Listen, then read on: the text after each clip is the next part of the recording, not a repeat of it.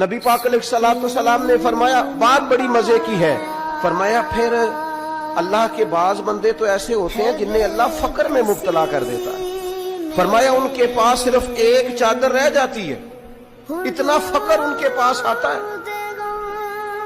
लेकिन जो हदीस के आखिरी लफ्ज है ना, वो वजद वाले हैं, वो वजद वाले हैं, वो सुरूर वाले हैं। नबी पाक अलैहिस्सलाम ने फरमाया उन लोगों पर दुख आते हैं पर कुर्बान होने को जी चाहता है। इन लफ्जों पर हुजूर फरमाने लगे, वो रब की तरफ से आने वाले दुख पर भी इस तरह राजी होते हैं जिस तरह तुम में से कोई राहत मिलने पर राजी होता है।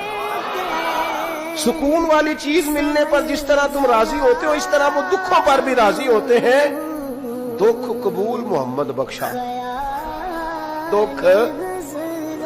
दुख कबूल मोहम्मद बख्शा, पर एक शर्त लगाई छोटी सी मियां साहब ने।